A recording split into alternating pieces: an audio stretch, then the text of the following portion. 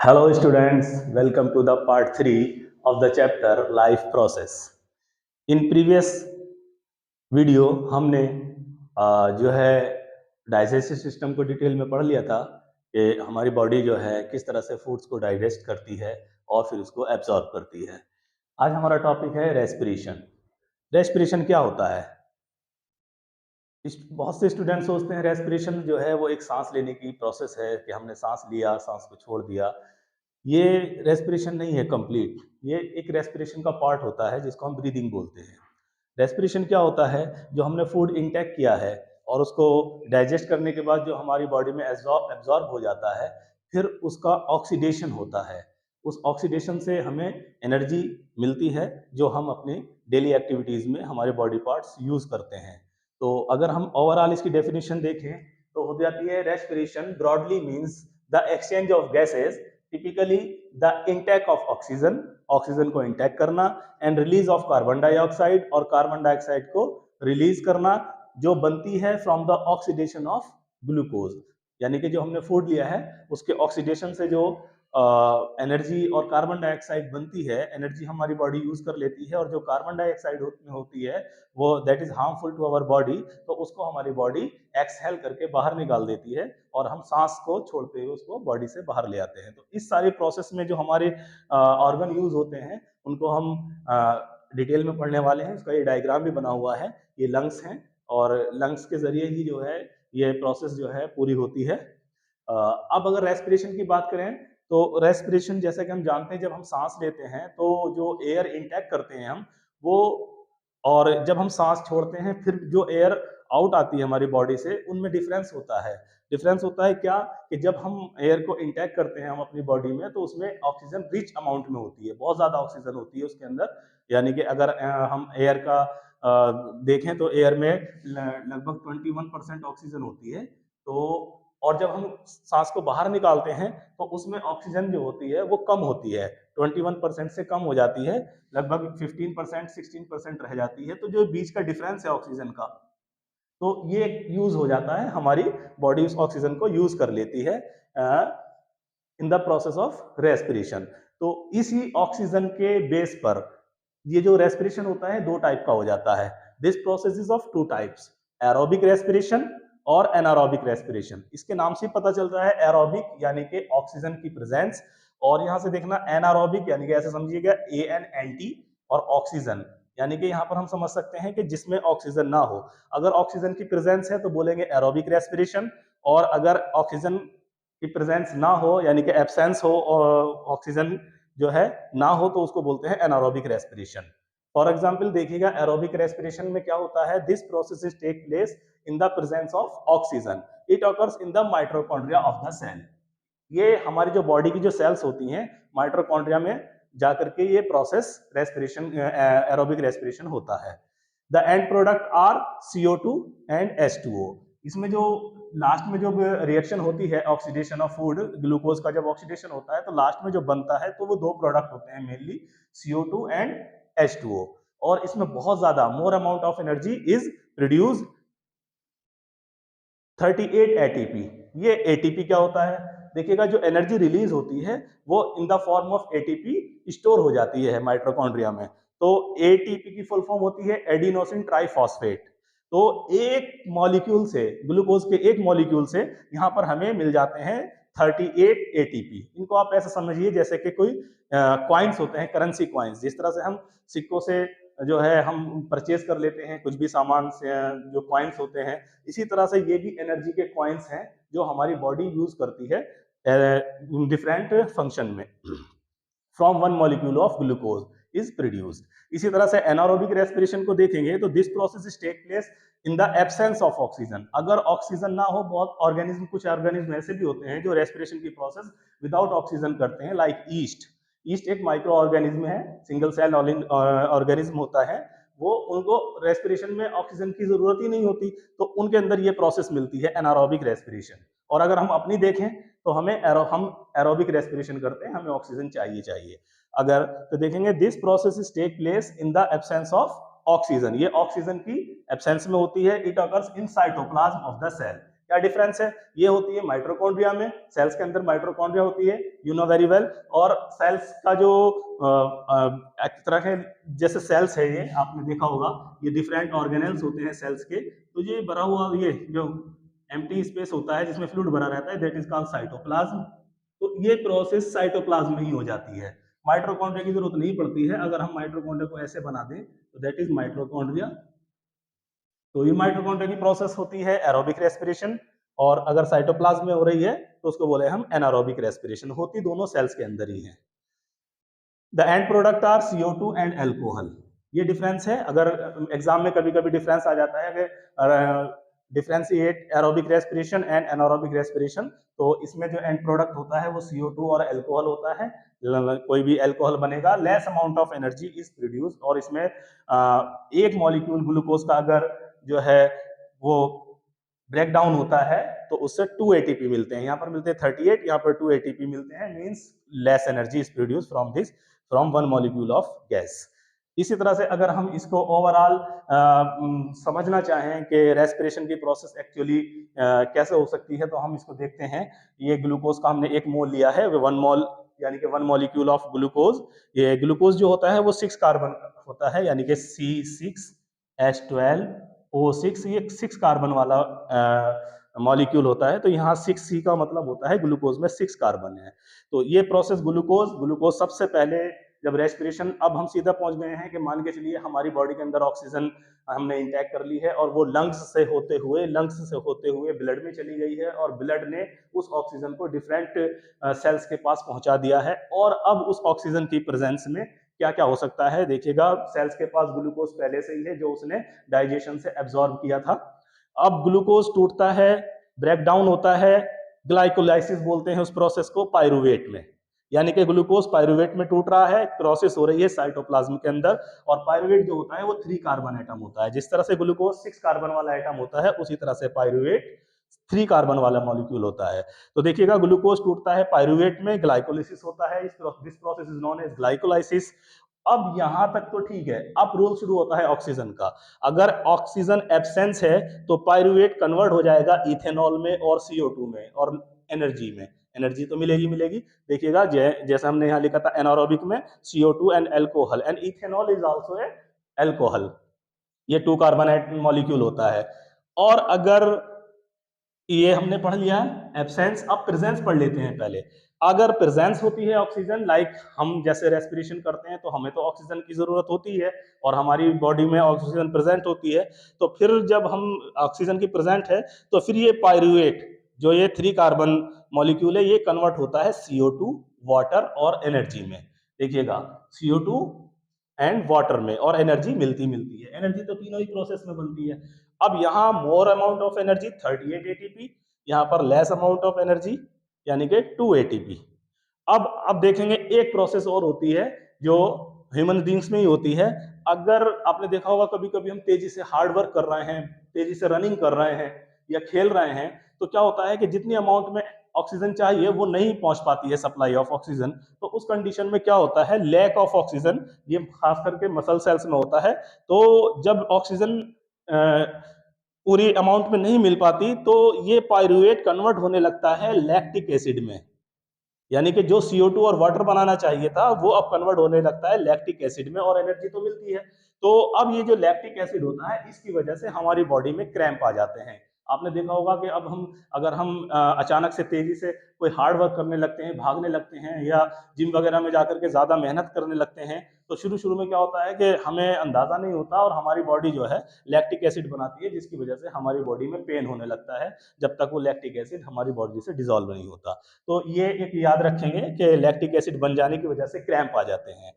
तो अब हम ओवरऑल देख लेते हैं रेस्पिरेशन क्या है। This all process is called respiration. और रेस्पिरेशन कहाँ पर हो रहा है, हमारी बॉडी का जो मेन पार्ट है लंग्स के जरिए हो रहा है, क्योंकि लंग्स ही ऑक्सीजन को अपने अंदर लेता है, और जो बॉडी कार्बन डाइऑक्साइड बनाती है उनको वापस जो है ब्लड जो है वापस यहाँ पर पहुंचा देता है लंग्स पर, और लंग्स उनको बाहर निकाल देता है कार्बन डाइऑक्साइड को। तो ग्लूकोज से ग्लाइकोलाइसिस की प्रोसेस से पायरुवेट, और पायरुवेट की कंडीशन 3 है कि अगर एब्सेंस ऑफ O2 है तो इथेनॉल बनेगा प्लस CO2, और अगर लैक ऑफ ऑक्सीजन है तो लैक्टिक एसिड बनेगा, और अगर प्रेजेंस ऑफ ऑक्सीजन है तो ये कंप्लीटली जो है ब्रेक डाउन होता है CO2 वाटर में और एनर्जी में। इस तरह से हमने ये रेस्पिरेशन का एरोबिक और एनारोबिक प्रोसेस को समझा है। आप इसको कॉपी कर सकते हैं।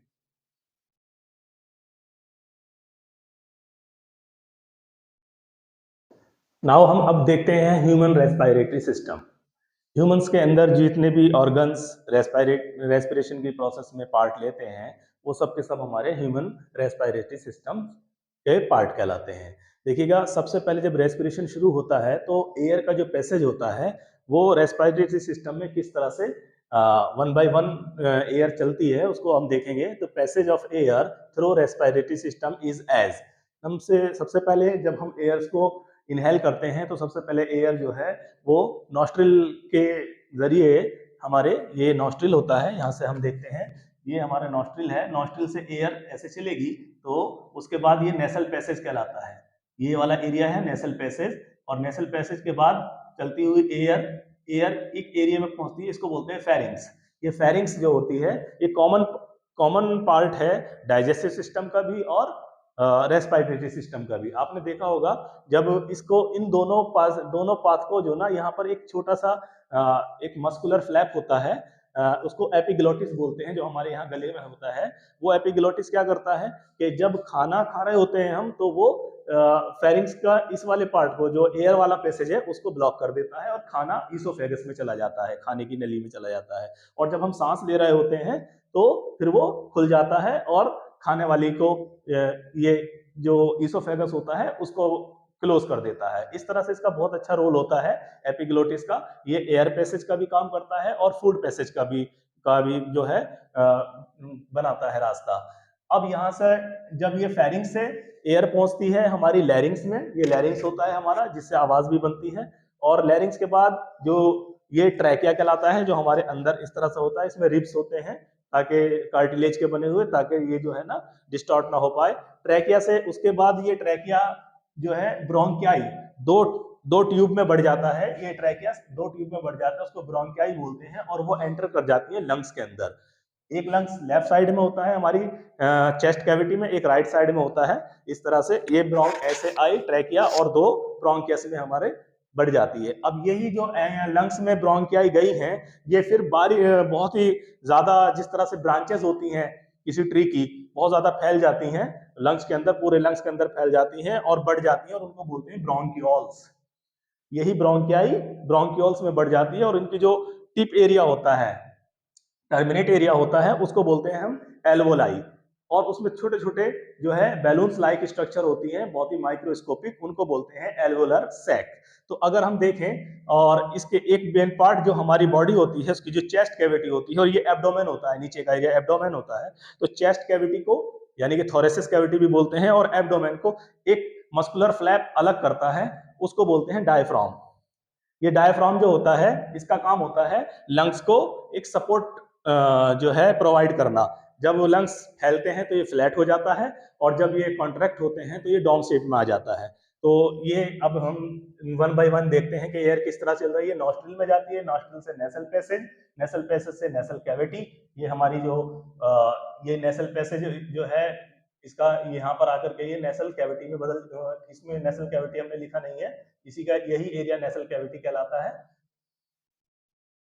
और नेसल कैविटी से फेरिंग्स में आ जाती है, फेरिंग्स से लैरिंग्स में आ जाती है, लैरिंग्स से ट्रैकिया में आ जाती है, ट्रैकिया से ब्रोंकियाई, और ब्रोंकियाई एंटर कर जाती है लंग्स में, और लंग्स के अंदर जाकर के यही ब्रोंकियाई ब्रोंकियोल्स में बढ़ जाती हैं, डिवाइड हो जाती हैं बहुत, और उनका जो टर्मिनेट एरिया जो पार्ट होता है टिप वाला, वो उनको बोलते हैं हम एल्वोलाई, और अगर सिंगल बोले तो बोलेंगे एल्वोलस। एल्वोलाई के टिप पर जो है बैलून लाइक स्ट्रक्चर बन जाती है माइक्रोस्कोपिक, उनको बोलते हैं एल्वोलर सैक, और वो एल्वोलर सैक जो होते हैं चारों तरफ से बहुत ज्यादा ब्लड कैपिलरीज से घिरे होते हैं। ब्लड कैपिलरीज जो होती है वो टाइनी ब्लड वेसल्स होती हैं। अब यहाँ से एयर ब्लड कैपिलरीज में एंटर कर जाती है, यानी कि ब्लड के अंदर चली जाती हैं। अब वहां से ब्लड जो है, ब्लड के अंदर जो हमारी आरबीसी होती है, आरबीसी में जो हीमोग्लोबिन होता है, हीमोग्लोबिन उनके साथ बाइंड हो जाता है ओनली ऑक्सीजन के साथ। बाकी की जो नाइट्रोजन, एयर के अंदर नाइट्रोजन है या अदर गैसेस हैं, वो उनके साथ रिएक्शन ऑक्सीजन बाइंड नहीं होता है, और वो वापस जो है नो रिएक्शन, क्योंकि वो जो नाइट्रोजन जो होती है मेनली एयर के अंदर वो अनरिएक्टिव होती है, तो उस नॉन रिएक्टिव गैस होती है वो रिएक्शन नहीं करती है और वो वापस हमारी जब हम सांस छोड़ते हैं चली जाती है।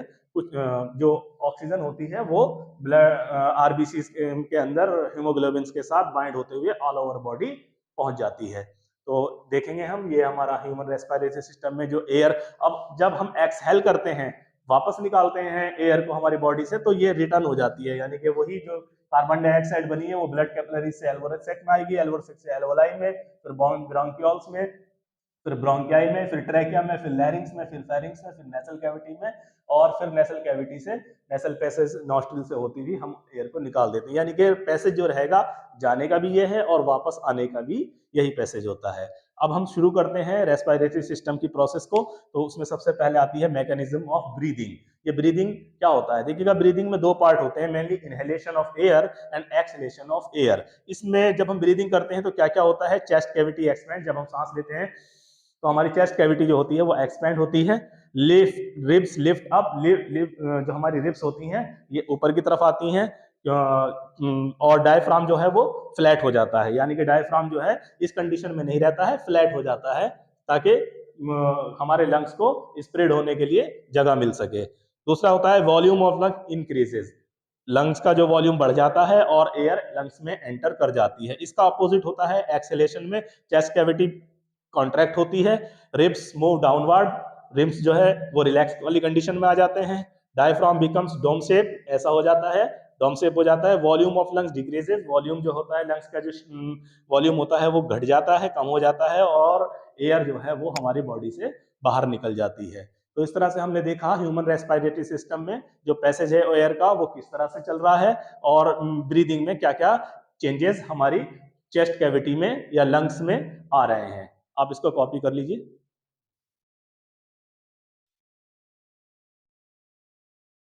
अब हम देखते हैं exchange of gases between alveolus, blood and tissues.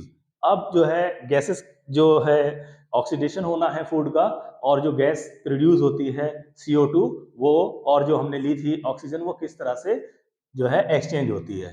देखिएगा जब यहाँ पर पहुंचती है गैस एल्वोलर सैक्स में, जी एल्वोलर सैक है बलून लाइक स्ट्रक्चर, तो इनके चारों तरफ बहुत ही ब्लड कैपिलरीज होती हैं, ब्लड वेसल्स होती हैं, तो डिफ्यूज होकर के, तो यहाँ से कहेंगे हम एयर इनहेल, जब हमने एयर को सांस को अंदर लिया इनहेल की, तो वो यहाँ से होते हुए इस तरह से ये पैसेज बनाया हमने, लेफ्ट साइड में भी ऐसे होता है, राइट में भी ऐसे होता है, और यहाँ पर पहुंच जाती है। जब यहाँ पर पहुंची है तो उसके बाद एल्वोलर सैक से जो है डिफ्यूज होकर के बाय द डिफ्यूजन प्रोसेस से O2 जो है ब्लड में चली जाती है। जब ब्लड में चली जाती है तो ब्लड वेसल्स, अब क्या होगा, ब्लड में चली गई है through blood vessels, blood vessel से होती हुई, अब जब ब्लड में चली जाती है तो ब्लड के अंदर हमारी आरबीसी के अंदर हीमोग्लोबिन एक पिगमेंट होता है, उससे ऑक्सीजन बाइंड हो जाती है। बाकी की जो गैसेज हैं वो बाइंड नहीं होती हैं, वो वापस डिफ्यूज होकर के चली जाती है, जैसे नाइट्रोजन या other gases. But oxygen haemoglobin से बाइंड होकर के कहाँ पहुंचती है, टिश्यूज में पहुंच जाती हैं। हमारी बॉडी की जितनी भी टिश्यूज हैं, या कहो जब हम टिश्यूज कहते हैं तो आप ये समझ लीजिएगा कि लास्ट जो कंडीशन होती है वो सेल्स होती हैं, और सेल्स ही मिलकर के टिश्यूज बनाती हैं। तो O2 is release in tissue. अब ये हीमोग्लोबिन जो लेकर के आया था ऑक्सीजन को, वो रिलीज कर देता है टिश्यूज के अंदर। अब ये ऑक्सीजन क्या करेगी, ऑक्सीजन जो है अब यहाँ पर टिश्यूज के अंदर ऑक्सीडेशन होना है ग्लूकोज का, जो हमने पढ़ा है कि एक ग्लूकोज का ऑक्सीडेशन होने से हमारी कार्बन डाइऑक्साइड बनती है, एनर्जी मिलती है, वाटर बनता है।